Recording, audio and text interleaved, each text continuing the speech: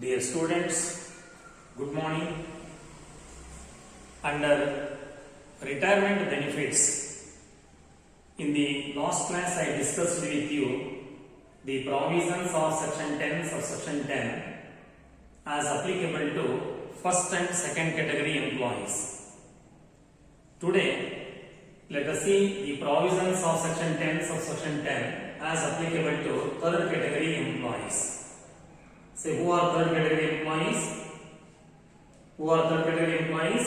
They are non-government employees not covered by the Payment of Gratuity Act 1972. Second category employees are also non-government, but to those employees, the provisions of Gratuity Act of 1972 apply. But for the third category employees who are also non-government employees, provisions of Gratuity Act of 1972 do not apply. So they are third category. Now let us see to what extent gratuity is exempted in the hands of non-government employees not covered by the Payment of Gratuity Act 1972. So they are third category employees.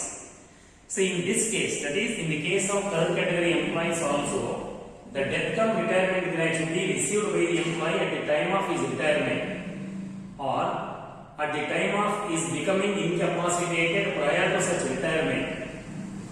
So that the gratuity received by the employee is exempted from taxation, but not completely. It is subject to the least of three amounts.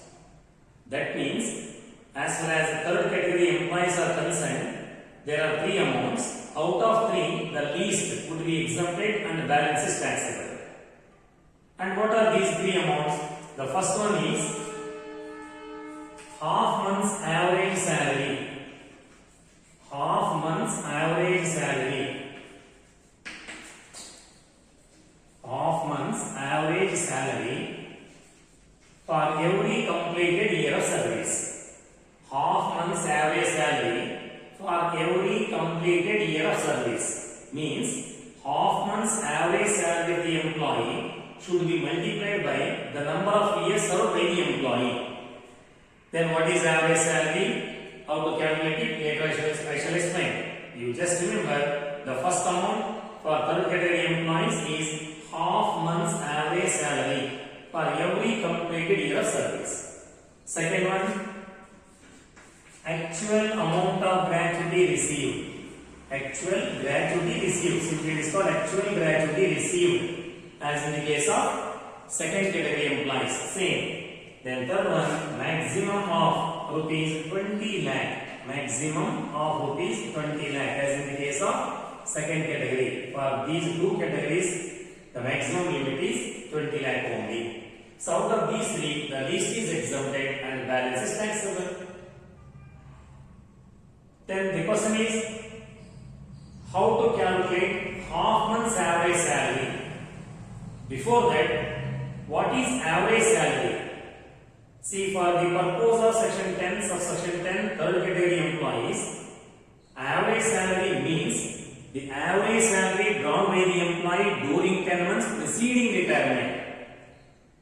The average salary drawn by the employee during 10 months preceding retirement. So that means you have to calculate the average salary drawn by the employee in the last 10 months preceding retirement. For example, you assume that Mr. X has retired on 25th January 2020.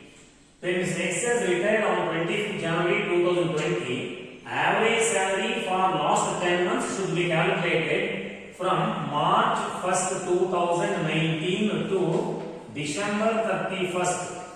December 31st, 2019. For these 10 months average we have to take. So that means half months by calculating half month's average salary means the average salary drawn by the employee during 10 months preceding retirement. So you exclude the month in which the employee has retired and you go back for 10 months. So you take the average salary for these 10 months. Out of that you have to take half, 50%. So half month's average salary should be multiplied by the number of years served by the employee. I have given an example. X has retired on 25th January 2020. So when he has retired in the month of January 2020, excluding January 2020, you have to go back 10 months. So then you will come to March 1st 2019 to December 31st 2019. So for these 10 months, you have to calculate average salary. You take the total salary for 10 months, divide it by 10, you will get the average salary. So for the last 10 months average salary, you have to take. Out of that average, we have to take half month's average, 50%, and we should multiply it by the number of years served by the employee. So in this case, while taking service, only completed years should be considered. Any service of the employee for a part of the year should be altogether ignored. Only completed years must be taken into account. Suppose Mr. X has served for 34 years and 11 months. Even though he has served for 34 years and 11 months, the service of 11 months should be ignored. Only 34 years should be taken for the purpose of calculating the first amount. So simply, completed years of service must be taken into account, and any service for part of the year should be altogether ignored. And while calculating average salary, the question arises as to what is salary. For the purpose of calculating average salary for third category employees in section 10 subsection 10, salary means basic salary of the employee plus DMS allowance if given under the terms of employment, otherwise it should not be included, plus commission given to the employee on the basis of turnover made by the employee. That means commission based on fixed percentage of turnover achieved by the employee. Only these three should be included. So salary for the purpose of calculating exemption on section 10 subsection 10 for third category employees means basic salary drawn by the employee plus DMS lines provided it is given under the terms of employment, otherwise that should not be included. Then commission which is paid as a fixed percentage of turnover achieved by the employee. Aggregate of these three is called salary. So this kind of salary should be taken for 10 months. And you aggregate it and you divide it by 10, you get the average salary. That is 1 month's salary, and that average salary should be taken at 50% because according to first amount, half month's average salary is to be multiplied by the number of years served by the employee. So this is the first amount. And second and third, they are very simple.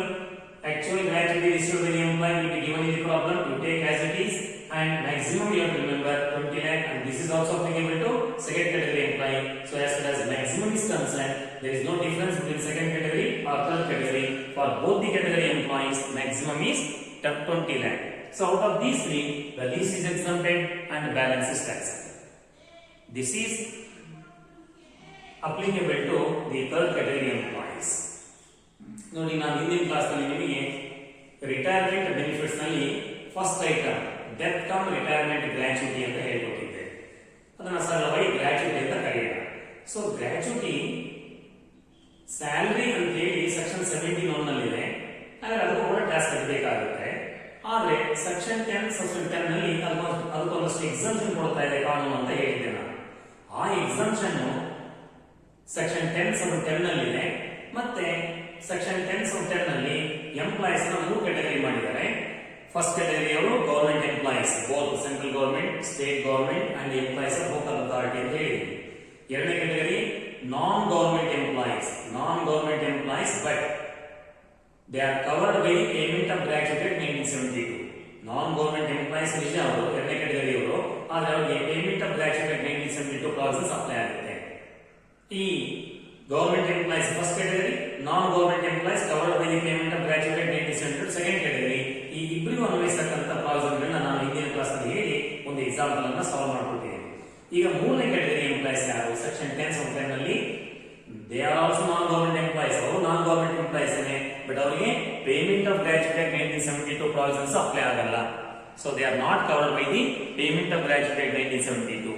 So they are called third category employees. ಈ third category employees ಗೆ gratuity exemption ಏನು ಕೊಡ್ತಾರೆ ನೋಡಿ. Third category employee ಒಬ್ಬ retirement ಟೈಮಲ್ಲಿ gratuity ತಗೊಂಡಿರಬಹುದು, ಅಥವಾ retirement ಇಂದ ಮುಂಚೆ ಅವನ ಕೆಲಸ ಇತ್ತು ಗ್ರಾಚ್ಯುಟಿ ತಗೊಂಡಿರಬಹುದು, ಏನೇ ಇರಲಿ ಅಂತ ಥರ್ಡ್ ಕ್ಯಾಟಗರಿ ಎಂಪ್ಲಾಯೀಸ್ ಗೆ ಬಂದಿರತಕ್ಕಂಥ ಗ್ರಾಚ್ಯುಟಿ ಏನಿದೆ ಅವರ ರಿಟೈರ್ಮೆಂಟ್ ಟೈಮ್ ಅನ್ಕೊಂಡ್ರೆ ರಿಟೈರ್ಮೆಂಟ್ ಟೈಮ್ ಅಲ್ಲಿ ಗ್ರಾಚ್ಯುಟಿ ಬಂದಿದೆ, ಅದರಲ್ಲಿ ಎಕ್ಸಾಮ್ಷನ್ ಇದೆ, ಆದರೆ ಕಂಪ್ಲೀಟ್ ಎಕ್ಸಾಮ್ಷನ್ ಕೊಡೋದಿಲ್ಲ. ಸೆಕ್ಷನ್ 10 ಸಬ್ 10 ನಲ್ಲಿ 3 ಅಮೌಂಟ್ ಇದಾವೆ, 3ರಲ್ಲಿ ಯಾವ ಕಡಿಮೆ ಬರುತ್ತೆ ಅಷ್ಟಕ್ಕೆ ಎಕ್ಸಾಮ್ಷನ್ ಕೊಡ್ತಾರೆ, ಮಿಕ್ಕಿದ್ದು ಕ್ಲಾಸ್ ಕಟ್ಟಬೇಕಾಗುತ್ತೆ. ಆದರೆ 3 ಅಮೌಂಟ್ಗಳು ಯಾವುದು? ಮೊದಲನೇದು half months average salary for every completed year service ಅಂತ ಬರುತ್ತೆ. Half months average salary for every completed year service ಅಂದ್ರೆ ಏನು? ಅರ್ಧ ತಿಂಗಳ ಸರಾಸರಿ ಸಂಬಳವನ್ನ ಆ ಎಂಪ್ಲಾಯಿ ಎಷ್ಟು ವರ್ಷ ಸರ್ವಿಸ್ ಮಾಡಿದಾನೆ ಅಷ್ಟು ವರ್ಷದಿಂದ ಗುಣಿಸ್ಕೊಳ್ರಿ, ಮಲ್ಟಿಪ್ಲೈ ಮಾಡ್ರಿ ಅಂತ. ಆದ್ರೆ ಹಾಫ್ ಮಂತ್ಸ್ ಆವರೇಜ್ ಸ್ಯಾಲರಿ ತಗೋಬೇಕಲ್ಲ, ಇಲ್ಲಿ ಪ್ರಶ್ನೆ ಬರೋದು ಆವರೇಜ್ ಸ್ಯಾಲರಿ ಹೆಂಗ್ ಕ್ಯಾಲ್ಕುಲೇಟ್ ಮಾಡ್ಕೋಬೇಕು, ಸರ್ವಿಸ್ ಅನ್ನ ಮತ್ತೆ ಹೆಂಗ್ ಕ್ಯಾಲ್ಕುಲೇಟ್ ಮಾಡ್ಕೋಬೇಕು ನೋಡಿ. ಆವರೇಜ್ ಸ್ಯಾಲರಿ ಅಂದ್ರೆ ಸೆಕ್ಷನ್ 10 ಸಬ್ 10 ನಲ್ಲಿ ಥರ್ಡ್ ಕ್ಯಾಟಗರಿ ಎಂಪ್ಲಾಯೀಸ್ಗೆ ಆ ಎಂಪ್ಲಾಯಿ ರಿಟೈರ್ಡ್ ಆಗಿದಾನಲ್ಲ, ಆ ರಿಟೈರ್ ಆಗಿರ್ತಕ್ಕಂಥ ಹಿಂದಿನ 10 ತಿಂಗಳು ಸರಾಸರಿ ಸಂಬಳ ತಗೋಬೇಕು. ಅಂದ್ರೆ ಅವನು ಯಾವ ತಿಂಗಳು ರಿಟೈರ್ಡ್ ಆಗ್ತಾನೆ ಆ ತಿಂಗಳು ಬಿಡಿ, ಆದ್ರೆ ಹಿಂದಿನ 10 ತಿಂಗಳ ಸರಾಸರಿ ಸಂಬಳ ಮಾಡ್ಕೋಬೇಕು. ಈಗ ನಾನು ಒಂದು ಉದಾಹರಣೆ ಕೊಟ್ಟೆ, ನಿಮಗೆ ಎಕ್ಸ್ ಅಂತಕ್ಕಂಥವ್ರು 25/1/2020 ರಿಟೈರ್ಡ್ ಆಗಿದ್ದಾರೆ ಅಂತ ತಿಳ್ಕೊಳ್ಳಿ. ಜನವರಿ 25ನೇ ತಾರೀಕು 2020. ಹಾಗೆ ಜನವರಿ ತಿಂಗಳಲ್ಲಿ ರಿಟೈರ್ಡ್ ಆಗಿರೋದ್ರಿಂದ ಜನವರಿ ಬಿಟ್ಬಿಡಿ, ಜನವರಿ ಹಿಂದಕ್ಕೆ ನೀವು 10 ತಿಂಗಳು ಹೋಗ್ಬೇಕು. ಹಾಗಾದ್ರೆ ಜನವರಿ ಹಿಂದಕ್ಕೆ ತಿಂಗಳು ಹೋದ್ರು ಅಂದ್ರೆ December 19. So December, November, October, September, August, July, June, May, April, March, ಈ ತರ 10 ತಿಂಗಳು ಹೋಗ್ಬೇಕು. ಅಂದ್ರೆ ಮಾರ್ಚ್ 1, 2019 ಡಿಸೆಂಬರ್ 31, 2019 ಈ 10 ತಿಂಗಳಲ್ಲಿ ತೆಗೆದುಕೊಂಡಂತ ಸರಾಸರಿ ಸಂಬಳ. ಸರಾಸರಿ ಸಂಬಳ ಏನ್ ಮಾಡ್ಕೊಳ್ಳೋದು? 10 ತಿಂಗಳಲ್ಲಿ ಏನ್ ಸಂಬಳ ಬಂದಿತ್ತು ಅದನ್ನ ಟೋಟಲ್ ಮಾಡಿ 10ರಿಂದ ಡಿವೈಡ್ ಮಾಡಿ sigma X divide by N ಅಂತ ಹೇಳ್ತಾರೆ. ಸೊ ಒಟ್ಟು 10 ತಿಂಗಳ ಸಂಬಳ ತಗೊಳ್ಳೋದು, 10ರಿಂದ ಡಿವೈಡ್ ಮಾಡೋದು, ಅದು ಸರಾಸರಿ ಆಗುತ್ತೆ. ಆ ಸರಾಸರಿ ಸಂಬಳದಲ್ಲಿ ಅರ್ಧ, ಯಾಕೆ ಹಾಫ್ ಮಂತ್ಸ್ ಆವರೇಜ್ ಸ್ಯಾಲರಿ ಅಂತ ಬರ್ತಾರೆ. ಆದ್ರೆ ಸರಾಸರಿ ಸಂಬಳ ಹಿಂದಿನ 10 ತಿಂಗಳು ಮಾಡಿಕೊಂಡು ಅದರಲ್ಲಿ ಅರ್ಧ ಅಮೌಂಟ್ ಅನ್ನು ತಗೊಂಡು ಅದನ್ನ ಎಷ್ಟು ವರ್ಷ ಸರ್ವಿಸ್ ಮಾಡಿದ ಎಂಪ್ಲಾಯಿ ಅಷ್ಟನ್ನು ಗುಣಿಸ್ಕೊಳ್ರಿ.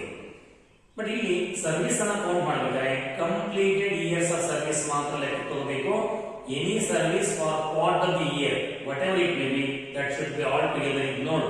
Part of the year service ಏನೇ ಇರಲಿ ಅದು ಎಷ್ಟೇ ಇರಲಿ ಅದನ್ನ ಇಗ್ನೋರ್ ಮಾಡಬೇಕಾಗುತ್ತೆ. ಉದಾಹರಣೆಗೆ ಎಕ್ಸ್ ಅಂತಕ್ಕಂಥವ್ರು 34 ವರ್ಷ 11 ತಿಂಗಳು ಸರ್ವಿಸ್ ಮಾಡಿ ರಿಟೈರ್ಡ್ ಆಗಿದೆ ಅಂತ ತಿಳ್ಕೊಳ್ಳಿ. ಬರೀ 34 ವರ್ಷ 11 ತಿಂಗಳು ಸರ್ವಿಸ್ ಮಾಡಿದ್ರು ಕೂಡ 11 ತಿಂಗಳ ಸರ್ವಿಸ್ ನಾವು ಇಗ್ನೋರ್ ಮಾಡಬೇಕಾಗುತ್ತೆ, ನೆಗ್ಲೆಕ್ಟ್ ಮಾಡಬೇಕಾಗುತ್ತೆ. 34 ವರ್ಷ ಸರ್ವಿಸ್ ಅಂತ ಮಾತ್ರ ಪರಿಗಣಿಸ್ತೀವಿ. ಹಂಗೆ ನೀವು ಕಳೆದ 10 ತಿಂಗಳ ಸರಾಸರಿ ಸಂಬಳ ಮಾಡಿಕೊಂಡು ಅದರಲ್ಲಿ ಅರ್ಧ ಮಾಡ್ಕೊಡ್ರಿ, ಹಾಫ್ ಮಂತ್ಸ್ ಆವರೇಜ್ ಸ್ಯಾಲರಿ ಮಾಡ್ಕೊಡ್ರಿ, ಅದನ್ನ ಎಷ್ಟು ವರ್ಷ ಸರ್ವಿಸ್ ಮಾಡಿದ್ರಿಂದ ಮಲ್ಟಿಪ್ಲೈ ಮಾಡ್ಕೊಡ್ರಿ. ಅದು ಮೊದಲನೇ ಅಮೌಂಟ್. ಅದೇನಂತೀವಿ half months average salary for every completed year service. ಅಂದ್ರೆ ಸ್ಯಾಲರಿ ಅಂದ್ರೆ ಏನು? ಲಾಸ್ಟ್ 10 ಮಂತ್ಸ್ ಆವರೇಜ್ ಸ್ಯಾಲರಿ ತಗೋಬೇಕಾದ್ರೆ what is the meaning of salary ಅಂತ ಪ್ರಶ್ನೆ ಬರುತ್ತೆ. ಸ್ಯಾಲರಿ ಅಂತ ಹೇಳಿದ್ರೆ basic salary of the employee. ಈ 10 ತಿಂಗಳಲ್ಲಿ ಏನ್ ಬೇಸಿಕ್ ಇತ್ತು ಅದು ತಗೊಳ್ರಿ. Dearness allowance if given under the terms of employment. Dearness allowance terms of employment ಇದ್ರೆ ಸೇರಿಸಬೇಕು, ಇಲ್ಲವರೆಗೆ ಇಲ್ಲ. ಬಟ್ ಸೆಕೆಂಡ್ ಕ್ಯಾಟಗರಿಯಲ್ಲಿ ಡಿಆರ್ಎಸ್ ಅಲೈನ್ಸ್ ಕಂಪಲ್ಸರಿ ಆಡ್ ಆಗುತ್ತೆ ಬೇಸಿಕ್ ಸ್ಯಾಲರಿಯಲ್ಲಿ. ಅದು ಟರ್ಮ್ಸ್ ಆಫ್ ಎಂಪ್ಲಾಯ್ಮೆಂಟ್ ಇರಬಹುದು, ಇಲ್ಲೇ ಇರಬಹುದು.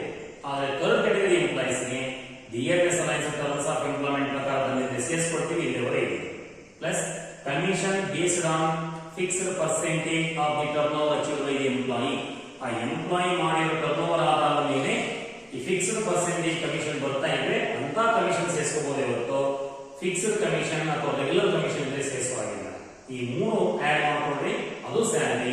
ಆತರ ಈ 3ಅನ್ನ ಕಳೆದ 10 ತಿಂಗಳಲ್ಲಿ ತಗೊಂಡು ಟೋಟಲ್ ಮಾಡಿ 10ರಿಂದ ಡಿವೈಡ್ ಮಾಡಿ ಅದು ಸರಾಸರಿ ಸಂಬಳ ಆಗುತ್ತೆ. ಈ ತರ ಸರಾಸರಿ ಸಂಬಳ ಕ್ಯಾಲ್ಕುಲೇಟ್ ಮಾಡಬೇಕು. ಸರಾಸರಿ ಸಂಬಳ ಕ್ಯಾಲ್ಕುಲೇಟ್ ಮಾಡಬೇಕು.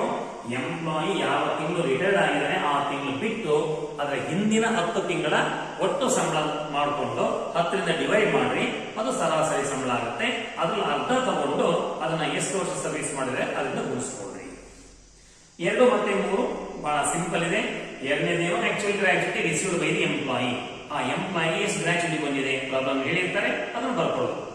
ಮೂರನೇದು ಸೆಕೆಂಡ್ ಕ್ಯಾಟಗರಿ ಎಂಪ್ಲಾಯೀಸ್ ಏನ್ ಮ್ಯಾಕ್ಸಿಮಮ್ ಇದೆ, ಸೇಮ್ ಮ್ಯಾಕ್ಸಿಮಮ್ ಅಮೌಂಟ್ ಇವರು ಕೂಡ ಇದೆ. ಇವರು ಕೂಡ 20 ಲಕ್ಷ ಗರಿಷ್ಠ ಮಿತಿ, ಮ್ಯಾಕ್ಸಿಮಮ್ ಲಿಮಿಟ್. ಈ 3 ಬರ್ಕೊಳ್ರಿ. ಅದ್ರಲ್ಲಿ ಯಾವ ಕಡಿಮೆ ಬರುತ್ತೆ ಅಷ್ಟಕ್ಕೆ ವಿನಾಯಿತಿ ಕೊಡ್ತೀವಿ, ಮಿಕ್ಕಿದ್ದಕ್ಕೆ ಆ ಎಂಪ್ಲಾಯ್ ಟ್ಯಾಕ್ಸ್ ಕಟ್ಟಬೇಕಾಗುತ್ತೆ. ಸೊ ಈ ತರ 3ನೇ ಕ್ಯಾಟಗರಿ ಎಂಪ್ಲಾಯೀಸ್ಗೆ ಗ್ರಾಚ್ಯುಟಿ ಕ್ಯಾಲ್ಕುಲೇಷನ್ ಅನ್ನು ಮಾಡ್ಕೋಬೇಕು. ಅರ್ಥವಾಯ್ತು ಅನ್ಕೊಳ್ತಾನೆ. ಹೀಗೆ ಒಂದು ಎಕ್ಸಾಂಪಲ್ ನಮಗೆ ಪ್ರಾಬ್ಲಮ್ ಕೊಟ್ಟಿದ್ದಲ್ಲ, ನನ್ನ ಟೆಕ್ಸ್ಟ್ ಬುಕ್ ನಲ್ಲಿ ಇದೆ, ನಿಮಗೆ ಪ್ರಾಬ್ಲಮ್ಸ್ ಕೊಟ್ಟಿದ್ದೀನಿ. ಆ ಪ್ರಾಬ್ಲಮ್ ಓಪನ್ ಮಾಡಿ ಒಂದು ಪ್ರಾಬ್ಲಮ್ ಅನ್ನು ಸಾಲ್ವ್ ಮಾಡಿ ತೋರಿಸ್ತೇನೆ ಯಾವ ರೀತಿ ನೀವು third category employees gratuity calculation ಮಾಡಬೇಕು ಅಂತ ಹೇಳಿ. Okay, let us see that problem. ನಾನು ಫಸ್ಟ್ ಪ್ರಾಬ್ಲಮ್ ರೀಡ್ ಮಾಡಿ ಆ ಕಂಟೆಂಟ್ಸ್ ಅನ್ನು ನೋಟ್ ಮಾಡ್ಕೊಳ್ತೇನೆ, ನೀವು ನೋಡಿ ಸಾಲ್ವ್ ಮಾಡ್ಕೊಳ್ತೇನೆ. Okay, come to that problem. Mr. Harish retired from X Limited, which is not covered by the payment of gratuity Act 1972 on 31st July 2019. See, Harish retired on 31st July 2019 from X Limited, which is not covered by the payment of gratuity Act 1972. ನೋಡಿ, ಹರೀಶ್ ಅನ್ನೋರು X limited ಅಂತಕ್ಕಂಥ ಒಂದು ಕಂಪನಿಯಿಂದ 31st July 2019 ನಲ್ಲಿ retired ಆಗ್ತಿದ್ದಾರೆ. ಆ X ಲಿಮಿಟೆಡ್ಗೆ payment of gratuity 1972 apply ಆಗುದಿಲ್ಲ. ಅಂದ್ರೆ ಎಕ್ಸ್ ಲಿಮಿಟೆಡ್ ಅಂತಕ್ಕಂಥದ್ದು ಒಬ್ಬ ಪ್ರೈವೇಟ್ ಎಂಪ್ಲಾಯರು. ಹಾಗೆ ನೀವು private employee, non government, payment of gratuity apply ಆಗಲ್ಲ ಅಂತ ಹೇಳಿದರೆ ಅದು ಥರ್ಡ್ ಕ್ಯಾಟಗರಿ ಎಂಪ್ಲಾಯಿ. ಈಗ ನೀವು ನಿರ್ಧಾರ ಮಾಡಬೇಕು. ಥರ್ಡ್ ಕ್ಯಾಟಗರಿ ಎಂಪ್ಲಾಯಿ ಸಂಬಂಧಪಟ್ಟಂತ ಒಂದು ಗ್ರಾಚ್ಯುಟಿ ಕ್ಯಾಲ್ಕುಲೇಷನ್ ಪ್ರಾಬ್ಲಮ್ ಅದು. ಮುಂದೆ ಹೇಳ್ತಾರೆ, he had served the company for 38 years and 10 months. ನೋಡಿ, ಅವರ ಸರ್ವಿಸ್ 38 years and 10 months ಅಂತ ಇದೆ. ನಾನು ಹೇಳಿದ್ನ ಈ ಸರ್ವಿಸ್ ಬಗ್ಗೆ ಮಾಡಬೇಕೀಗ ಓನ್ಲಿ 38 years ಅಂತ ಸರ್ವಿಸ್ ಕೌಂಟ್ ಆಗುತ್ತೆ. 10 months ಸರ್ವಿಸ್ ಏನಾಗುತ್ತೆ, ಲ್ಯಾಪ್ಸ್ ಆಗುತ್ತೆ. Because for the third category employees service should be considered only for completed years. Completed years ಮಾತ್ರ ಸರ್ವಿಸ್ ಕೌಂಟ್ ಮಾಡ್ಕೊಳ್ತೀನಿ, ವಾಟ್ ಆರ್ ಇಯರ್ಸ್ ಕನ್ಸಿಡರ್ ಮಾಡೋದಿಲ್ಲ. ಸೊ 38 years 10 months ಸರ್ವಿಸ್ ಆಗಿದೆ, ನೆನಪಿಟ್ಕೊಳ್ಳಿ. The company paid him gratuity 13,48,000 on his retirement. ನೋಡಿ, 13,48,000 rupees gratuity ಬಂದಿದೆ ಹರೀಶ್ ಅವರಿಗೆ ಅವರ ಕಂಪನಿಯಿಂದ, X limited ನಿಂದ. ಸರಿ, ಪ್ರಶ್ನೆ ಏನು? ಅದಕ್ಕಿಂತ ಮುಂಚೆ average salary of mister Harish in the immediately preceding 10 months was rupees 51,000. ನೋಡಿ, immediately preceding 10 months average salary 51,000 ಅವರೇ ಕೊಟ್ಟಿದ್ದಾರೆ. ಸೊ ಲಾಸ್ಟ್ 10 months ಅಲ್ಲಿ ಹರೀಶ್ ಅವರಿಗೆ ಬಂದಿರತಕ್ಕಂಥ ಆವರೇಜ್ ಸ್ಯಾಲರಿ 51,000 ಇದೆ. ಈಗ ಪ್ರಶ್ನೆ ಏನಿದೆ, calculate the amount of taxable gratuity. ಹಾಗಾದ್ರೆ ಟ್ಯಾಕ್ಸಬಲ್ ಗ್ರಾಚ್ಯುಟಿ ಏನಾಗುತ್ತೆ ಹರೀಶ್ ಅವರು ಅದನ್ನು ಹೇಳಿ.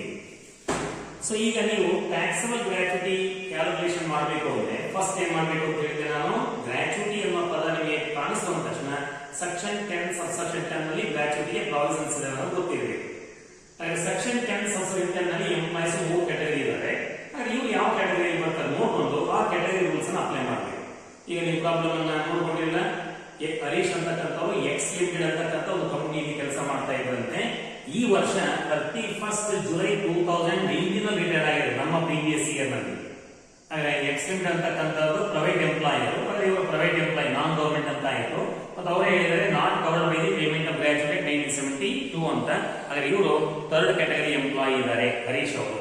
Third category employee rules apply ಮಾಡಿ ನೀವು ಎಷ್ಟು ಗ್ರಾಚ್ಯುಟಿಗೆ ಟ್ಯಾಕ್ಸ್ ಕಟ್ಟಬೇಕಾಗುತ್ತೆ ಅವರು ಹೇಳಬೇಕು. ಬಂದಿರೋ ಗ್ರಾಚ್ಯುಟಿ ಹರೀಶ್ ಅವರಿಗೆ 13,48,000 ಬಂದಿದೆ. 13,48,000ರಲ್ಲಿ ಎಷ್ಟು ಟ್ಯಾಕ್ಸ್ ಕಟ್ಟಬೇಕಾಗುತ್ತೆ ಹೆಂಗೆ ಹೇಳ್ಬೇಕಾದ್ರೆ 13,48,000 ಬಂದಿರೋದನ್ನ ಸೆಕೆಂಡ್ ಕಾಲಮ್ಗೆ ಬರ್ಕೊಂಡ್ರಿ. ಏನ್ ಎಕ್ಸಾಂಪಲ್ ಸಿಗುತ್ತೆ ಹರೀಶ್ ಅವರಿಗೆ ಅದನ್ನ ಫಸ್ಟ್ ಕಾಲಮ್ಗೆ ಬರೀರಿ, ಎಕ್ಸಾಂಪಲ್ ಕಳೀರಿ, ಮಿಕ್ಕಿದ್ದಕ್ಕೆ ಅವ್ರು ಟ್ಯಾಕ್ಸ್ ಕಟ್ಕೊಳ್ತಾರೆ. ನಾನು ಹಿಂದಿನ ಕ್ಲಾಸ್ನಲ್ಲಿ ಸೆಕೆಂಡ್ ಕ್ಯಾಟಗರಿ ಎಂಪ್ಲಾಯಿ ಪ್ರಾಬ್ಲಮ್ ಮಾಡ್ಕೊಂಡಿಲ್ಲ, ಆ ಥರ ಸಾಲ್ವ್ ಮಾಡಿ ಒಂದು ಸ್ಟೇಟ್ಮೆಂಟ್ ಬರ್ಕೊಡ್ರಿ ಅಂತ. ಫಸ್ಟ್ ಸ್ಟೇಟ್ಮೆಂಟ್ ಮೇಲೆ ಟೈಟಲ್ ಕೊಡಿ, ಕ್ಯಾಲ್ಕುಲೇಷನ್ ಆಫ್ ಟ್ಯಾಕ್ಸಬಲ್ ಗ್ರಾಚ್ಯುಟಿ ಅಂದ್ರೆ. Calculation of taxable gratuity and you take 2 columns. Calculation of taxable gratuity ಒಂದು 2 ಕಾಲಮ್ಸ್ ಮಾಡ್ಕೊಳ್ಳಿ. ಪೇಜ್ಗೆ 2 ಕಾಲಮ್ಸ್ ಹಾಕೊಳ್ಳಿ. ಕ್ಯಾಲ್ಕುಲೇಷನ್ ಆಫ್ ಟ್ಯಾಕ್ಸಬಲ್ ಗ್ರಾಚ್ಯುಟಿ ಅಷ್ಟಾಗ್ಸತಿ ಇದು example. Calculation of taxable gratuity of Mr. Harish for the assessment year 2020-21, previous year being 2019-20 वाला ಬರೀಬೇಕು. ಈ example ಅದೆಲ್ಲ ಬೇಕಾಗಿದೆ, ಕಲ್ತ್ಕೊಳ್ಳಿ ಫಸ್ಟ್. ಕಾಂಪ್ಯುಟೇಷನ್ ಅಥವಾ ಕ್ಯಾಲ್ಕುಲೇಷನ್ ಆಫ್ ಟ್ಯಾಕ್ಸಬಲ್ ಗ್ರಾಚ್ಯುಟಿ ಅಂದ್ರೆ. ಆಯ್ತಾ? ನಾವು start from the gratuity received by mister Harish. What is the amount of gratuity? 13,48,000. Take it in the second column. Gratuity received. Gratuity received. What is the amount of gratuity received? 13,48,000. So 13,48,000 gratuity received. Take it in the second column. Less exemption under section 10 subsection 10. Less exemption under section 10 subsection 10. Now what is the first amount to be computed for third category employees? Half month's average salary for every completed year of service. ಎಷ್ಟು ವರ್ಷ service ಆಗಿದೆ ಅಷ್ಟು ವರ್ಷಕ್ಕೆ ಅರ್ಧ ತಿಂಗಳ ಸರಾಸರಿ ಸಂಬಳ. Then how average salary is calculated? Average salary is calculated on the basis of the average salary drawn by the employee during 10 months preceding retirement. 10 ತಿಂಗಳ ಸರಾಸರಿ ಸಂಬಳ ತಗೋಬೇಕು ಅಲ್ವಾ? ಅದು 10 ತಿಂಗಳು ಯಾವುದು? ಎಂಪ್ಲಾಯಿ ರಿಟೈರ್ ಆಗಿರಲ್ಲ ಅದರ ಪೂರ್ವದ 10 ತಿಂಗಳು, ಅದು ಹಿಂದಿನ 10 ತಿಂಗಳು. ಅವಾಗ ನಿಮಗೆ ಪ್ರಾಬ್ಲಮ್ ನಲ್ಲಿ ಅವರ 10 ಮಂತ್ಸ್ ಆವರೇಜ್ ಸ್ಯಾಲರಿ ಕೊಟ್ಟಿದ್ದಾರೆ. ಅಂದ್ರೆ ಹರೀಶ್ ರಿಟೈರ್ ಆಗೋದ್ರಿಂದ ಮುಂಚಿನ 10 ತಿಂಗಳಲ್ಲಿ ಸರಾಸರಿ ಸಂಬಳ 51,000 ಇತ್ತು. ನಾವು ಸರಾಸರಿ ಸಂಬಳ ಕ್ಯಾಲ್ಕುಲೇಟ್ ಮಾಡ್ಕೊಂಡು ಬೇಕಾಗಿಲ್ಲ ಅವರು ರೆಡಿ ಇಟ್ಟಿದ್ದಾರೆ. ಇದು ಸರಾಸರಿ ಸಂಬಳ 10 ತಿಂಗಳಿಗೆ ನೀವು ಅದನ್ನ ಅರ್ಥ ಮಾಡ್ಕೋಬೇಕು. ಹಾಫ್ ಮಂತ್ಸ್ ಆವರೇಜ್ ತಗೋಬೇಕಲ್ವಾ? ಹಾಗಾದ್ರೆ ಫಸ್ಟ್ ಅಮೌಂಟ್ ಈಗ ಲೆಸ್ ಎಕ್ಸಾಮ್ಷನ್ ಸೆಕ್ಷನ್ 10 ಅಂತ ಬರ್ತದೆ. Number 1 half months average salary for every completed year service ಅಂದ್ರೆ half months average salary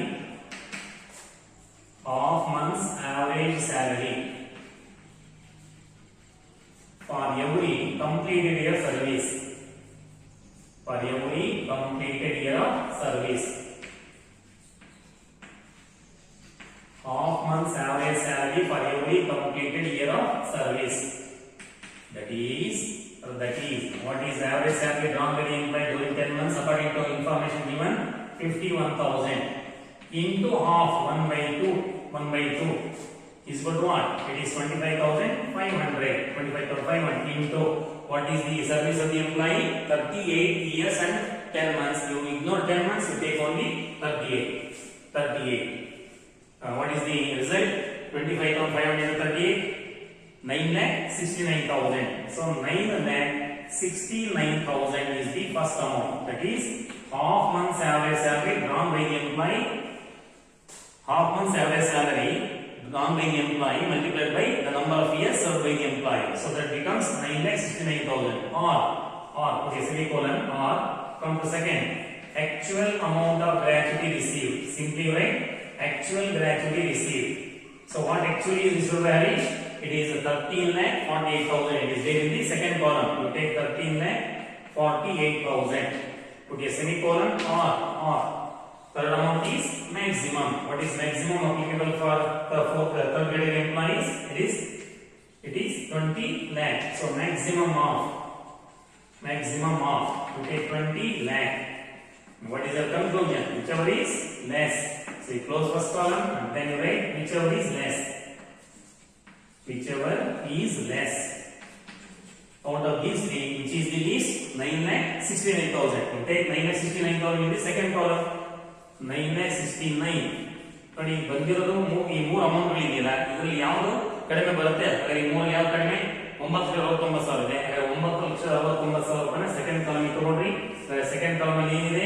ಬಂದಿರತಕ್ಕಂಥ ಗ್ರಾಚ್ಯುಟಿ 13,48,000 ಇದೆ. ಅದರಲ್ಲಿ 9,69,000 ಟ್ಯಾಕ್ಸ್ ಇರೋದಿಲ್ಲ, ಎಕ್ಸಾಮ್ಷನ್ ಸಿಗುತ್ತೆ. ಕಡಿಮೆ ಏನು ಬರುತ್ತೆ? That is taxable amount of gratuity. 18ರಲ್ಲಿ 9 ಬರುತ್ತೆ, 13ರಲ್ಲಿ 6 7 ಬರುತ್ತೆ, 12ರಲ್ಲಿ 9 3 ಬರುತ್ತೆ. 3,79,000. So 3,79,000 is what? That is taxable gratuity. Taxable amount of gratuity, or you simply write taxable gratuity. So this much is taxable. ನೋಡಿ ಹರೀಶ್ ಅವರಿಗೆ ಬಂದದ್ದು 13,48,000. ಆದರೆ ಸೆಕ್ಷನ್ 10 ಸಬ್ಸೆಕ್ಷನ್ 10 ನಲ್ಲಿ ಅವರಿಗೆ 9,69,000 ರೂಪಾಯಿ ಎಕ್ಸಾಮ್ಷನ್ ಸಿಗುತ್ತೆ. ಎಕ್ಸಾಮ್ಷನ್ ಹೋದ್ಮೇಲೆ ಅವರು 3,79,000 ರೂಪಾಯಿ ಟ್ಯಾಕ್ಸ್ ಕಟ್ಟಬೇಕಾಗುತ್ತೆ. ಸರಿ ಇದೆಯಾ? ಇದು 9,18 1 8 6 14 1 4 3,79,000 ರೂಪಾಯಿ ಇನ್ಕಮ್ ಟ್ಯಾಕ್ಸ್ ಕಟ್ಟಬೇಕಾಗುತ್ತೆ. ಇದು ಥರ್ಡ್ ಕ್ಯಾಟಗರಿ ಎಂಪ್ಲಾಯೀಸ್ಗೆ ಗ್ರಾಚ್ಯುಟಿ ಕ್ಯಾಲ್ಕುಲೇಷನ್ ಹೆಂಗ್ ಮಾಡ್ತಾರೆ ಅಂದ್ರೆ ಬೆಸ್ಟ್ ಎಕ್ಸಾಂಪಲ್ ಅರ್ಥ ಆಯ್ತು ಅನ್ಕೊಡ್ತೇನೆ. ಓಕೆ, ಸೊ ಈಗ ರಿಟೈರ್ಮೆಂಟ್ ಬೆನಿಫಿಟ್ ಗಳಲ್ಲಿ ಫಸ್ಟ್ ಐಟಮ್ ಮುಗಿಯಿತು. ಏನು first item? Death come retirement gratuity ಅಂತ ಕರೀತಾರೆ, ಅಥವಾ ಸಿಂಪಲ್ ಆಗಿ ಗ್ರಾಚ್ಯುಟಿ ಅಂತ ಕರೀಬಹುದು. ಸೊ ಗ್ರಾಚ್ಯುಟಿಗೆ ಸೆಕ್ಷನ್ 10 ಸಬ್ಸೆಕ್ಷನ್ ನಲ್ಲಿ ಎಕ್ಸಾಮ್ಷನ್ ಇದೆ. ಆ ಎಕ್ಸಾಮ್ಷನ್ ಆ ಎಂಪ್ಲಾಯಿ ಯಾವ ಕ್ಯಾಟಗರಿಯಲ್ಲಿ ಬರ್ತಾನೆ ಅನ್ನೋದ್ರ ಮೇಲೆ ಡಿಪೆಂಡ್ ಆಗುತ್ತೆ. ಗವರ್ಮೆಂಟ್ ಎಂಪ್ಲಾಯೀಸ್ ಅಂದ್ರೆ no income tax. The whole amount of gratuity received by government employee is exempted from taxation. ಎಷ್ಟು ಗ್ರಾಚ್ಯುಟಿ ಬರಲಿ ಗವರ್ಮೆಂಟ್ ಎಂಪ್ಲಾಯಿ ಆಗಿದ್ರೆ ಟ್ಯಾಕ್ಸ್ ಕೊಡಬೇಕಾಗಿಲ್ಲ. ಬಟ್ 2 ಮತ್ತು 3ನೇ ಕ್ಯಾಟಗರಿ ಯಾರು? Non government employees. ಆ ನಾನ್ ಗವರ್ಮೆಂಟ್ ಎಂಪ್ಲಾಯೀಸ್ ಅಲ್ಲಿ 2ನೇ ಕ್ಯಾಟಗರಿ ಅವರಿಗೆ payment of gratuity act 1972 apply ಆಗುತ್ತೆ. 3ನೇ ಕ್ಯಾಟಗರಿ ಅವರಿಗೆ payment of gratuity act 1972 apply ಆಗಲ್ಲ. ಅಷ್ಟೇ ವ್ಯತ್ಯಾಸ. ಅವ್ರಿಗೆ ಎಕ್ಸಾಂಪಲ್ ಕೂಡ ಬೇರೆ ಬೇರೆ ತರ ಇದೆ. ಸೊ ಸೆಕೆಂಡ್ ಕ್ಯಾಟಗರಿಗೆ ನಾನು ಎಕ್ಸಾಂಪಲ್ ಮಾಡ್ಕೊಟ್ಟಿನಿ ಹಿಂದಿನ ಕ್ಲಾಸ್ ನಲ್ಲಿ, ಈಗ ಥರ್ಡ್ ಕ್ಯಾಟಗರಿಗೆ ಎಕ್ಸಾಂಪಲ್ ಮಾಡ್ಕೊಟ್ಟಿನಿ. ಸೊ ಈ ತರ ಗ್ರಾಚ್ಯುಟಿ ಟ್ರೀಟ್ಮೆಂಟ್ ಇರುತ್ತೆ ಇಂಡಿಯನ್ ಇನ್ಕಮ್ ಟ್ಯಾಕ್ಸ್ ಆಕ್ಟ್ ನಲ್ಲಿ. ಇದು ರಿಟೈರ್ಮೆಂಟ್ ಬೆನಿಫಿಟ್ ನಲ್ಲಿ ಫಸ್ಟ್ ಐಟಮ್. ಇನ್ನು ಉಳಿದಂತ ಐಟಮ್ಗಳನ್ನ ನಾನು ನೆಕ್ಸ್ಟ್ ಕ್ಲಾಸ್ ಹೇಳ್ಕೊಡ್ತೇನೆ. ಅಲ್ಲಿವರೆಗೂ ಈ ಪ್ರಾವಿಷನ್ ಗಳನ್ನ ಮತ್ತೊಮ್ಮೆ ಓದ್ಕೊಂಡು ನಿಮ್ಗೆ ಏನಾದ್ರು ಡೌಟ್ಸ್ ಬಂದ್ರೆ ನನ್ನ any time you can ask me the questions, I will clarify your doubts. ಚೆನ್ನಾಗಿ ಓದ್ಕೊಡ್ರಿ, ಪ್ರಾವಿಷನ್ಸ್ ನೆನ್ಪಿಟ್ಕೊಳ್ರಿ. ಇನ್ನೊಂದಷ್ಟು ಲೆಕ್ಕಗಳು ಎಲ್ಲ ನಾನು ಪ್ರಾವಿಷನ್ಸ್ ಮುಗಿಸಿದ ಮೇಲೆ ಥಿಯರಾಟಿಕಲ್ ಪ್ರಾವಿಷನ್ಸ್ ಎಲ್ಲ ಹೇಳಿದ್ದೇನೆ. ಮತ್ತೆಲ್ಲವಕ್ಕೂ ನಾನು ಸಾಕಷ್ಟು